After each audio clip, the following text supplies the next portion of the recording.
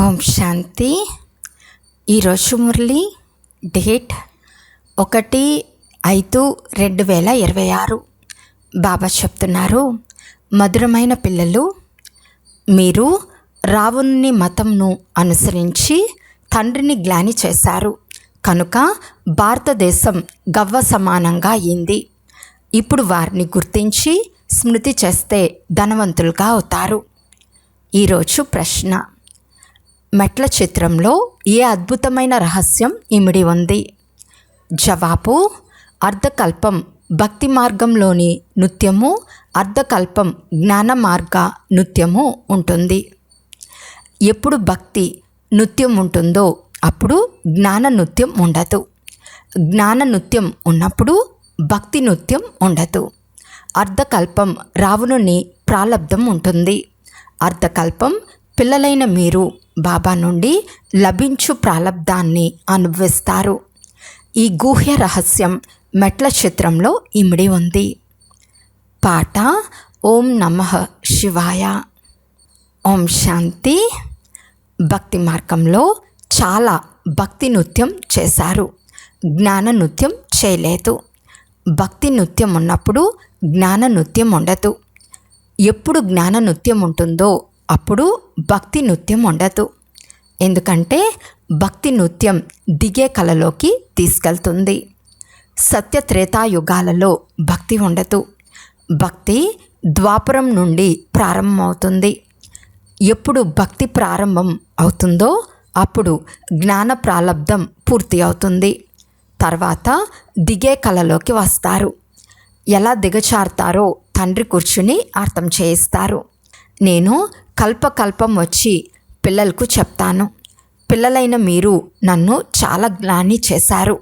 ఎప్పుడెప్పుడు భారతదేశంలో ఈ ఆది సనాతన దేవీ దేవతా ధర్మానికి అతి గ్లాని జరుగుతుందో అప్పుడు నేను వస్తాను. గ్లాని అని దేన్ని అంటారో అది కూడా అర్థం చేయిస్తాను. తండ్రి అంటున్నారు, నేను కల్పకల్పం వచ్చి వికారి నరకమైన భారతదేశాన్ని స్వర్గంగా తయారు చేస్తారు. ఇలా నన్ను అసురి మతానుసారం గ్లాని చేసినందున మీరు ఎంతో నిరుపేదలుగా అయిపోయారు. ఒకప్పుడు రామరాజ్యం ఉండేది, ఇప్పుడు అది రావణ రాజ్యం. దీనినే గెలుపు ఓటములు, రాత్రి పగలు అని అంటారు. నేను ఎప్పుడు రావాలో ఇప్పుడు ఆలోచించండి. ఎవరికి రాజ్యాన్ని ఇచ్చానో వారు రాజ్యాన్ని పోగొట్టుకున్నారు. పూర్తి లెక్కాచారమంతా అర్థం చేయించాను. నేను వచ్చి వారసత్వం ఇస్తాను. మళ్ళీ రావణుడు వచ్చి పూర్తి ప్రపంచాన్ని, ముఖ్యంగా భారతదేశాన్ని శపిస్తాడు. భారతదేశ మహిమ గురించి కూడా ఎవరికీ తెలియదు. మొట్టమొదట భారతదేశం మాత్రమే ఉండేది. ఎప్పుడు ఉండేదో, ఎలా ఉండేదో, ఎవరు రాజ్యం చేసేవారో ఎవరికి ఏమీ తెలియదు. కొద్దిగా కూడా అర్థం చేసుకోలేరు. ఏ దేవతలు ఉండేవారో వారి ముఖం మనుషులది, లక్షణాలు దేవతలవి. ఇప్పుడు ముఖం భలే మనుషులదే, లక్షణాలు అసురులుగా ఉన్నాయి. ఎవరికి అర్థం చేయించినా అర్థం చేసుకోలేరు. ఎందుకంటే పారలౌకిక తండ్రి గురించే తెలియదు. ఇంకా వారిని నిందిస్తారు. తండ్రిని నిందిస్తూ నిందిస్తూ పూర్తి గవ్వ సమానంగా అయిపోయారు. భారతదేశం పతనమైపోయింది. అలాంటి పరిస్థితి వచ్చినప్పుడు నేను వస్తానని తండ్రి చెప్తారు. ఇప్పుడు మీకు సన్ముఖంలో కూర్చుని అర్థం చేయిస్తున్నాను. కల్పకల్పం కూడా ఇలాగే అర్థం చేయించాను. ఈ దైవీ సాంప్రదాయం స్థాపన జరుగుతోంది. మనుషుల నుండి దేవతలుగా అవుతున్నారు. తండ్రి ఎప్పుడు వస్తారో మనుషులకు తెలియదు. సత్యత్రేతాయుగాలలో మీరు చాలా సంతోషంగా ప్రాలబ్ధాన్ని అనుభవిస్తారు. తర్వాత మళ్ళీ ద్వాపరం నుండి రావణుని శాపాన్ని పొందుతూ పూర్తి సమాప్తమైపోతారు. దేవతల ప్రాలబ్ధాన్ని అనుభవిస్తూ త్రేతాయుగ అంతంలో ఎప్పుడు సమాప్తమైపోతారో అప్పుడే రావణుని అసురి ప్రాలబ్ధం ప్రారంభమవుతుంది. భక్తి కూడా మొదట అవ్యభిచారిగా ఉంటుంది, తర్వాత వ్యభిచారిగా అవుతుంది. మెట్ల చిత్రం సరిగ్గా తయారు చేయబడింది. ప్రతి ఒక్క వస్తువు సతో ప్రధానం నుండి సతో రజోతమోలోకి వస్తుంది. మలినం చేరుతూ ఉంటుంది. పిల్లలైన మీకు చాలా బాగా అర్థం చేయించబడుతుంది, కానీ ధారణ తక్కువగా అవుతుంది. కొందరిలో అయితే అర్థం చేయించే తెలివితేటలు అస్సలు ఉండవు. కొందరు మంచి అనుభవీలు ఉన్నారు, వారి ధారణ కూడా చాలా బాగుంటుంది. నెంబర్ వార్గా ఉంటారు కదా. విద్యార్థులందరూ ఒకే విధంగా ఉండరు, ఏదో ఒక నెంబర్ తప్పకుండా తీసుకుంటారు. ఎవరికైనా అర్థం చేయించడం చాలా సహజం. తండ్రి అంటున్నారు, నన్ను స్మృతి చేయండి, నేను మీ అనంతమైన తండ్రిని, సృష్టి రచయితను. నన్ను స్మృతి చేయటం ద్వారా మీకు అనంతమైన వారసత్వం లభిస్తుంది. స్మృతి ద్వారానే మలినాలు తొలగిపోతాయి. భారతీయులైన మీరు మాత్రమే సత్యుగంలో సతోప్రధానంగా ఉండేవారు. ఇప్పుడు కలియుగంలో తమో ప్రధానంగా అయ్యారని అర్థం చేయిస్తే చాలు. ఆత్మలో మలినాలు చేరతాయి. పవిత్రంగా అవ్వకుండా ఎవ్వరూ అక్కడికి వెళ్ళలేరు. కొత్త ప్రపంచంలో సతోప్రధానులే ఉంటారు. వస్త్రం కొత్తదిగా ఉంటే సతోప్రధానమని అంటారు. మళ్ళీ పాతదైనప్పుడు తమో ప్రధానం అయిపోతుంది. ఇప్పుడు అందరి వస్త్రాలు చిరిగిపోయేందుకు యోగ్యంగా ఉన్నాయి. అందరూ శిథిలావస్థను పొంది ఉన్నారు. ఎవరైతే విశ్వాధికారులుగా ఉండేవారో వారే పూర్తి పేదవారిగా అయ్యారు. మళ్ళీ వారే ధనవంతులుగా అవ్వాలి. ఈ మాటలు మనుషులకు తెలియదు. భారతదేశం స్వర్గంగా ఉండేది. ఈ లక్ష్మీనారాయణల రాజ్యం ఉండేది. ఇతర ధర్మాల వారందరూ తర్వాత వచ్చారు.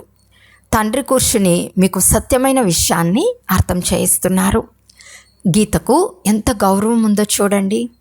కానీ చదువుతూ పూర్తిగా క్రిందకు పడిపోయారు. అప్పుడు ఓ పతిత పావన రండి, మేము భ్రష్టాచారులుగా అయిపోయామని పిలుస్తారు. సద్గతి అయితే భగవంతుడే ఇవ్వగలడు. మిగిలిన శాస్త్రాల్లో ఉన్నదంతా భక్తి మార్గం. మనము బాబా జ్ఞానం ద్వారా దేవతలుగా అవుతున్నామని ఇప్పుడు మీ బుద్ధిలో ఉంది. ఇప్పుడు మీకు పూర్తి ప్రపంచంపై వైరాగ్యం ఉంది. సన్యాసులు కూడా భక్తి చేస్తారు, గంగా స్నానాలు మొదలైనవి చేస్తారు కదా. భక్తి కూడా సతో ప్రధానం, సతో రజో తమోగా అవుతుంది. ఇది కూడా అలాగే అర్ధకల్పం పగలు, అర్ధకల్పం రాత్రి అని మహిమ చేయబడింది. బ్రహ్మశతిలో తప్పకుండా బ్రాహ్మణులది కూడా అలాగే అయి ఉంటుంది. ఇప్పుడు మీరు పగల్లోకి వెళ్తున్నారు. భక్తి అనే రాత్రి పూర్తి అవుతుంది. భక్తిలో చాలా దుఃఖం ఉంది, దాన్ని రాత్రి అని అంటారు. భగవంతునితో మిలనం చేసేందుకు అంధకారంలో ఎదురు దెబ్బలు తింటూ ఉంటారు. భక్తి మార్గంలో సద్గతినిచ్చేవారు ఎవరూ ఉండరు. మీకు తప్ప వేరెవ్వరికి యథార్థంగా భగవంతుని గురించి తెలియదు. ఆత్మ కూడా బిందువే, పరమాత్మ కూడా బిందువే. ఈ విషయాన్ని ఎవ్వరూ అర్థం చేసుకోలేరు. పరమాత్మయే స్వయంగా బ్రహ్మతను ద్వారా వచ్చి అర్థం చేయిస్తారు. వారు భగీరథుడని నంది రూపంలో చూపించారు. ఇప్పుడు ఎద్దు మాటే లేదు. తండ్రి అన్ని విషయాలను చాలా బాగా అర్థం చేయిస్తారు, కానీ పూర్తిగా ఎవరి బుద్ధిలోనూ కూర్చోదు. తండ్రి కూర్చుని, పిల్లలు, నేను ఆత్మలైన మీ తండ్రిని, మీరు నన్ను నేనిచ్చే వారసత్వాన్ని స్మృతి చేస్తే మీ వికర్మలు వినాశనమవుతాయని అర్థం చేయిస్తున్నారు. అయినా మర్చిపోతామని చెప్తారు. ఆహా, అలాంటి ప్రీతముని తండ్రిని మర్చిపోతారా? పతిని లేక పిల్లలను, తండ్రిని ఎప్పుడైనా మర్చిపోతారా? మరి ఇక్కడ మీరెందుకు మర్చిపోతారు? బాబా, మీరు మమ్మల్ని స్వర్గాధికారులుగా చేస్తున్నారు, అయినా మర్చిపోతామని అంటారు. తండ్రి చెప్తారు, స్మృతి చేయకుంటే ఆత్మకు పట్టిన తుప్పు ఎలా తొలగిపోతుంది? ముఖ్యమైన విషయమే స్మృతి. మీకు ఇతర ఏ ధర్మాలలోనూ సంబంధం లేదు. పాఠశాలలో అయితే చరిత్ర, భూగోళాన్ని అర్థం చేయిస్తారు. కొందరికి అసలు అర్థమే కాదు. తండ్రి చదివిస్తున్నారని కూడా బుద్ధిలో కూర్చోదు. మంచిది, తండ్రిని వారసత్వాన్ని స్మృతి చేయండి అని అంటే అది కూడా మర్చిపోతారు. ఎవరి కొరకు అర్థకల్పం నుండి భక్తి చేస్తూ వచ్చారో ఆ తండ్రినే ఇప్పుడు స్మృతి చేయరు. ఇప్పుడు మనం ఈ శరీరాన్ని వదిలి మా రాజ్యంలోకి వెళ్తామని, ఇది అంతిమ జన్మ అని మీ బుద్ధిలో ఉంది. సూక్ష్మవతనంలో ఇతని రూపురేఖలైతే చూస్తారు. అలాగే వైకుంఠంలో కూడా చూస్తారు. ఈ మమ్మ బాబాయే లక్ష్మీనారాయణులుగా అవుతారని మీకు తెలుసు. మీరు సత్యుగంలో ఉన్నప్పుడు ఒక శరీరాన్ని వదిలి మరొక శరీరాన్ని తీసుకోవాలని ముందే తెలుస్తుంది. సత్యుగం తర్వాత త్రేతాయుగం వస్తుంది, ద్వాపరం వస్తుంది. మేము దిగుతూ వెళ్తామని అక్కడ వారికి తెలియదు. అక్కడ జ్ఞానం మాటే ఉండదు. పునర్జన్మలు తీసుకుంటూ ఉంటారు. అక్కడ ఆత్మాభిమానులుగా ఉంటారు.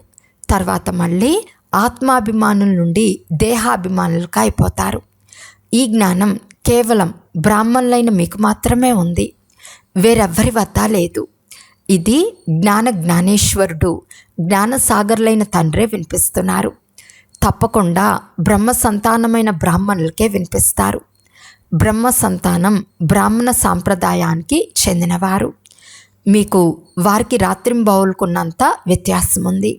మీరు పురుషార్థం చేసి సంపూర్ణ గుణవంతులుగా, సంపూర్ణ నిర్వీకారులుగా అవుతారు. గృహస్థ వ్యవహారంలో ఉంటూ కూడా మీరు బాబాను స్మృతి చేయండి. కర్మలేమో తప్పకుండా చేయాలి. బుద్ధియోగం తండ్రితో జోడింపబడి ఉండాలి. కర్మ ఏదైనా చేయండి, వడ్రంగి పనైనా చేయండి, లేక రాజ్యంను ఏలే పనైనా చేయండి. జనక మహారాజు గాయనం కూడా ఉంది కదా, రాజ్యం చేస్తూ ఉండండి, కానీ బుద్ధి యోగాన్ని తండ్రి చేతిలో జోడిస్తే వారసత్వం లభిస్తుంది. తండ్రి చెప్తారు, మన్మనా భవ, నన్నొక్కరినే స్మృతి చేయండి. శివబాబా అంటున్నారు, కేవలం శివ అని అనటం వలన శివలింగం గుర్తుకొస్తుంది. ఇతరులకైతే వారి శరీరం పేరు చెప్పటం జరుగుతుంది. శరీరం ద్వారా పాత్రను అభినయిస్తారు. ఇప్పుడు మిమ్మల్ని ఆత్మాభిమానులుగా తయారు చేయడం జరుగుతుంది. ఇది అర్థకల్పం నడుస్తుంది. ఈ సమయంలో అందరూ దేహాభిమానంలో ఉన్నారు. అక్కడ యథా రాజా రాణి తథా ప్రజలు అందరూ ఆత్మాభిమానులుగా ఉంటారు. అందరి ఆయువు ఎక్కువగానే ఉంటుంది. ఇక్కడ అందరి ఆయువు తక్కువగా ఉంది. తండ్రి సన్ముఖంలో కూర్చుని ఓ ఆత్మల్లారా అంటూ పిల్లలకు ఎంత బాగా అర్థం చేయిస్తారు. ఎందుకంటే జ్ఞానం తీసుకునేది ఆత్మయే, ధారణ కూడా ఆత్మలోనే జరుగుతుంది. బాబాకు శరీరం అయితే లేనే లేదు. ఆత్మలో పూర్తి జ్ఞానం అంతా ఉంది. ఆత్మ కూడా నక్షత్రమే, బాబా కూడా నక్షత్రమే. బాబా పునర్జన్మలు తీసుకోరు, ఆత్మలు పునర్జన్మలు తీసుకుంటాయి. కనుక పరమాత్మని మహిమను, పిల్లల మహిమను రాసుకుని రండి అని బాబా హోంవర్క్ ఇచ్చారు. ఇరువురి మహిమ వేరువేరుగా ఉంటుంది. శ్రీకృష్ణుని మహిమ వేరు, వారు సాకారము, వీరు నిరాకారము. ఇంత గుణవంతులుగా ఎవరు తయారు చేశారు? తప్పకుండా పరమాత్మయే తయారు చేశారని చెప్తారు. ఈ సమయంలో మీరు ఈశ్వర్య సాంప్రదాయానికి చెందినవారు. మీకు తండ్రి నేర్పిస్తున్నారు. తర్వాత మళ్ళీ ప్రాలబ్ధంను అనుభవిస్తారు. సత్యుగంలో ఎవ్వరూ నేర్పించరు. భక్తి మార్గపు సామాగ్రి అంతా సమాప్తమైపోతుంది. ఈ ప్రపంచంపై వైరాగ్యం కూడా రావాలి. అనగా దేహ సహితంగా దేహ సర్వ సంబంధాలను వదిలి స్వయాన్ని అశరీరి ఆత్మగా భావించాలి. అశరీరిగా వచ్చాము, అశరీరిగానే వెళ్ళాలి. ఈ పాత ప్రపంచం సమాప్తం అవ్వనున్నది. మనమంతా కొత్త ప్రపంచానికి వెళ్ళేవారము.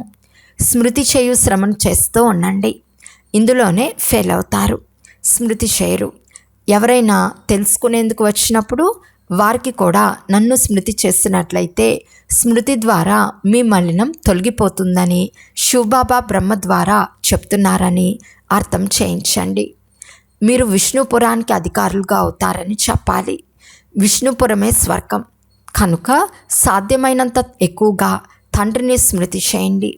ఏ తండ్రిని అర్ధకల్పం స్మృతి చేశారో వారు ఇప్పుడు సన్ముఖంలో వచ్చారు. నన్ను స్మృతి చేయండి అని చెప్తున్నారు. వారిని గురించి ఎవరికీ తెలియదు. వారే వచ్చి స్వయంగా తన పరిచయాన్ని ఇస్తారు. నేను ఎవరో, ఎలా ఉంటానో అలా ఎవరో అరుదుగా తెలుసుకుని నిశ్చయం చేసుకుంటారు. నిశ్చయం చేసుకుంటే పురుషార్థం చేసి ఆస్తిని పొందుతారు. శివబాబా చెప్తారు, నన్ను స్మృతి చేయటం ద్వారానే మీ వికర్మలు వినాశనమవుతాయి. మీరు పవిత్రమై పవిత్ర ప్రపంచానికి అధికారులుగా అవుతారు. ఏ వికర్మలు చేరాదు. అచ్చా, మాతేశ్వరి గారి అమూల్యమైన మహావాక్యాలు.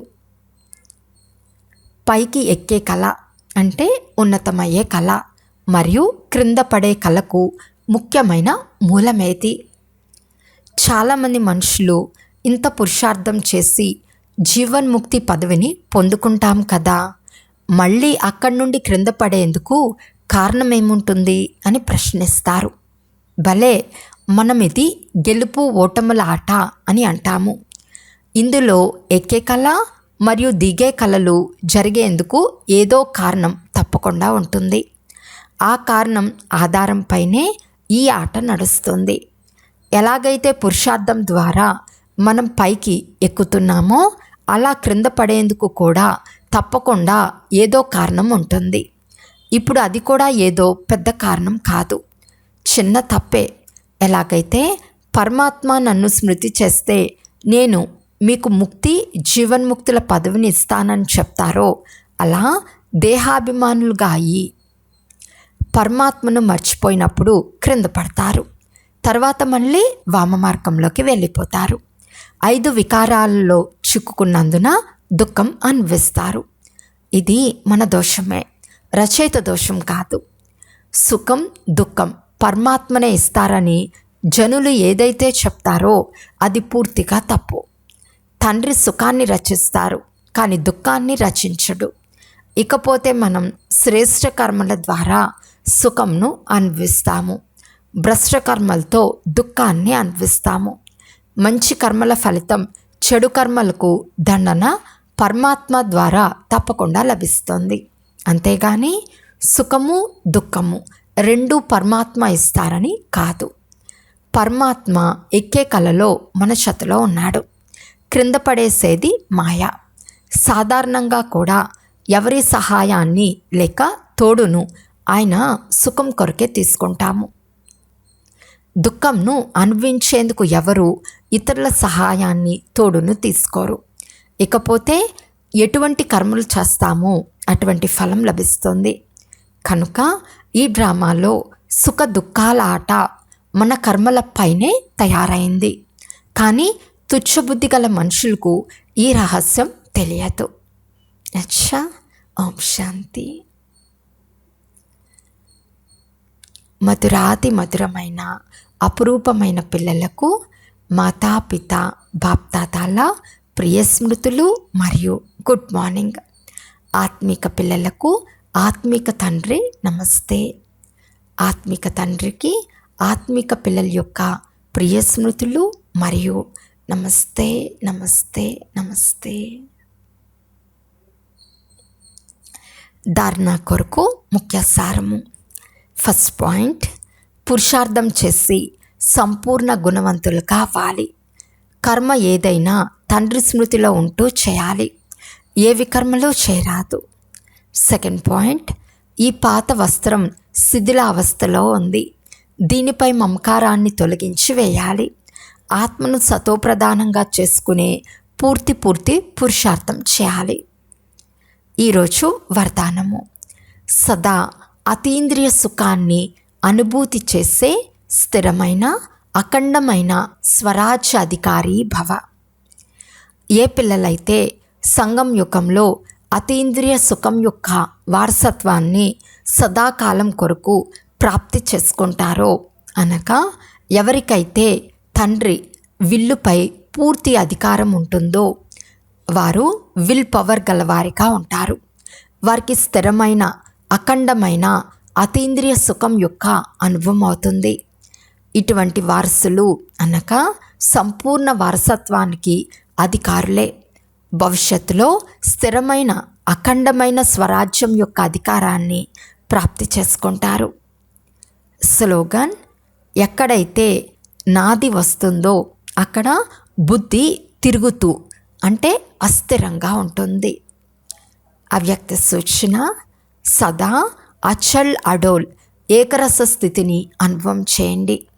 సమయానుసారం ఇప్పుడు సదా అచల్ అడోల్గా సర్వ కషానాలతో సంపన్నంగా ఉండండి. కొంచెం హెచ్చు తగ్గులైన సర్వ కషానాల అనుభూతి జరగదు. తండ్రి ద్వారా లభించిన ఖజానాలను సదా స్థిరంగా ఉంచుకునేందుకు సాధనం సదా అచల్ అడోల్గా ఉండటం, అంటే స్థిరంగా ఉండటం, చలించకుండా ఉండటం వలన సదా సంతోషం అనుభవం అవుతూ ఉంటుంది. ఉదాహరణకి విదేశీ ధనం, పేరు, గౌరవం, ప్రతిష్ట, కుర్చీ మొదలైనవి లభిస్తే సంతోషం కలుగుతుంది. ఇదైతే అవినాశి సంతోషం. కానీ ఎవరైతే అచల్ అడోల్గా ఏకరస స్థితిలో ఉంటారో వారికే ఈ సంతోషం ఉంటుంది. అచ్చా, ఓం శాంతి.